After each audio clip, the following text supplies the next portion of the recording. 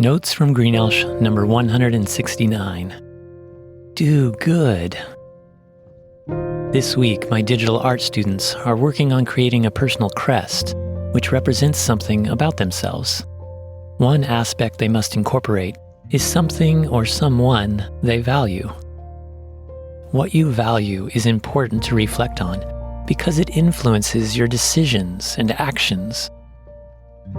What else drives your choices, thoughts, and behaviors? How do you know what to think or do in any given situation or relationship? If you align your values with God's, He will give you the wisdom and ability to do what's right and good. In the Bible, the prophet Micah wrote, "He has shown you, O mortal, what is good, and what does the Lord require of you? To act justly, and to love mercy, and to walk humbly with your God." I implore you to follow God's lead and do what's right, even when it's costly or no one is looking. Receive God's grace and mercy and extend it to others. Grace and mercy are two peas in the pod of God's love. Grace is giving something that is undeserved. Mercy is withholding punishment that is deserved. Both involve loving, empathizing, and forgiving instead of condemning and holding a grudge. Jesus taught that in all things we should love God and love others. Sometimes doing good, acting justly, or loving mercy is not natural, easy, or clear. Here are 7 practical things you can do to help you understand God's will and follow through in carrying it out. 1. Repent and receive God's salvation. Confess your wrongdoing and accept God's forgiveness. Then enjoy new, everlasting life with Him. 2. Thank God. Recognizing and praising God for His love and salvation helps you see the world properly. Assured of your identity as His child, you can face trials courageously, make decisions wisely, and interact with people effectively. 3.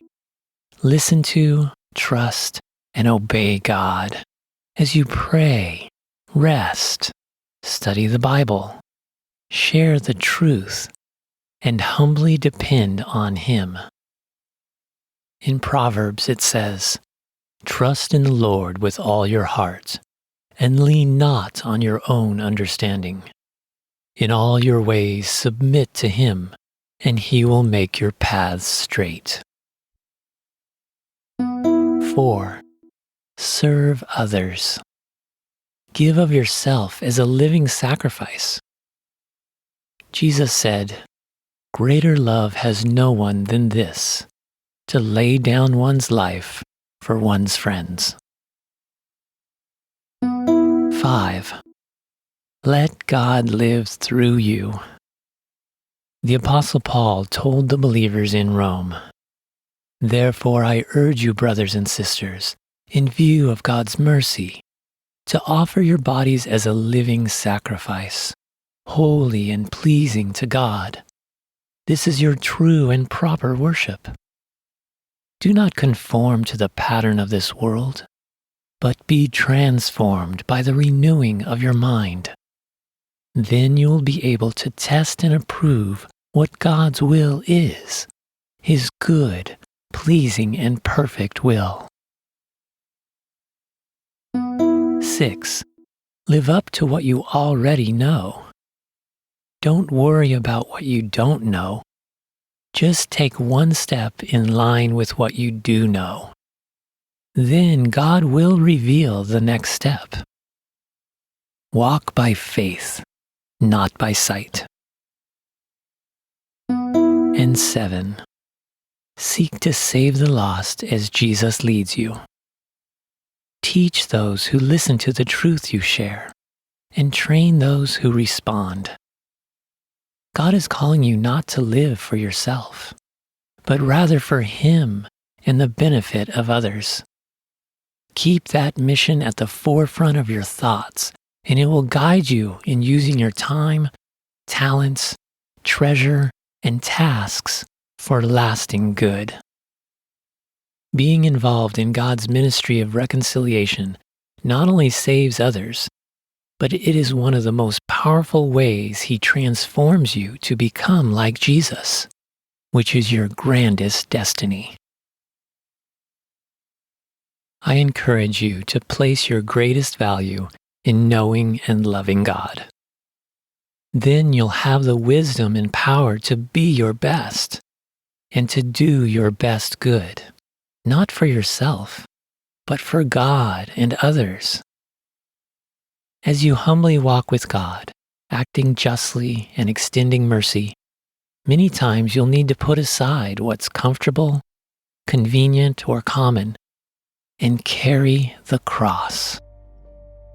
As it was for Jesus, the way of the cross involves abandonment, discomfort, struggle, sacrifice, and pain, because God's way runs contrary to the ways of this fallen world.